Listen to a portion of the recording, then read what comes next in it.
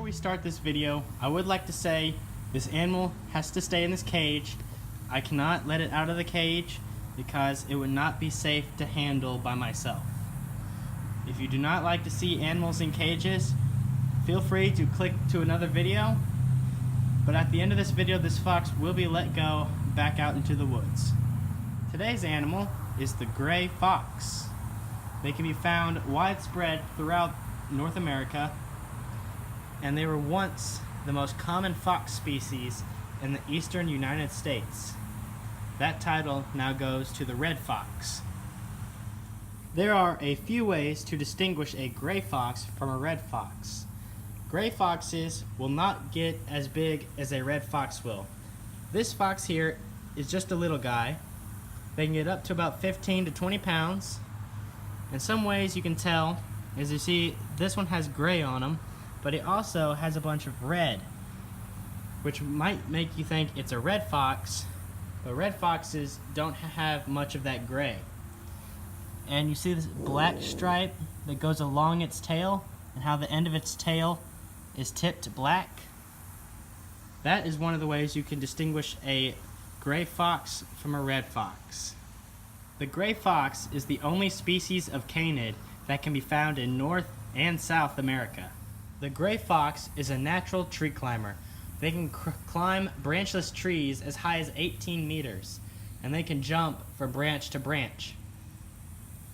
They like to build their dens in hollow-out trees, logs, or any kind of appropriate burrow that they may find that they can create a den in. Like I said earlier, the gray fox was the most common fox species in the eastern United States. That is now the red fox that is the most common. But in places where red fox and gray fox are found together, the gray fox is dominant. Breeding season for the gray fox varies on where it is located.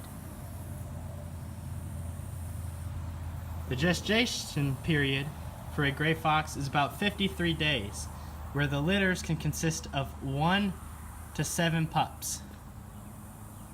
The gray fox is an omnivore. They will eat plants, insects, nuts, and fruit, but they are also hunters, and they will hunt down many types of rodents. They also like to hunt rabbits, squirrels, they'll eat eggs, and they also love to go through people's trash. So being an omnivore means that it can eat almost anything. You might be asking, what kind of sounds does a fox make? That is not what a fox sounds like. Here is what an actual gray fox really sounds like.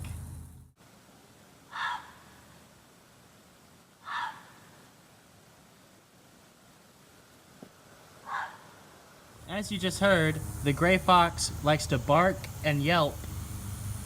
They will use that to communicate with one another, and they'll use that to alert other foxes of when danger is near, or to call out to their pups. The gray fox is a nocturnal species. That means it hunts and does everything mostly at night or around dusk, and it sleeps most of its day in its burrow. The average lifespan of the gray fox is 6 to 10 years. This fox here is just a young little guy. He has many good years ahead of him. An adult fox does not have many natural predators, but a young fox like this does have a few predators it does have to watch out for. Large eagles and owls will prey upon small foxes, as will coyotes and bobcats. Many people like to trap gray foxes.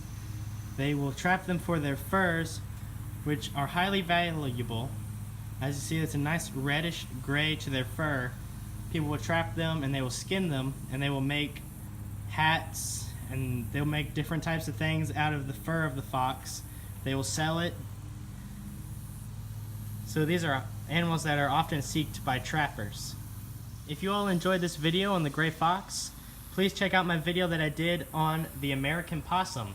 I will leave that in a link at the eye on the top of the screen. I hope you all enjoyed this video. Now let's get him back where he belongs and let him go.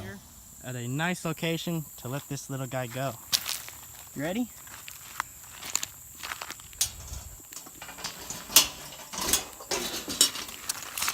There you go.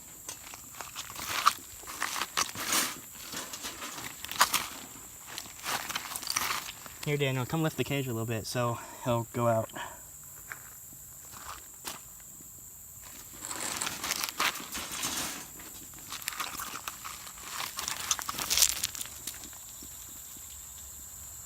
There he goes.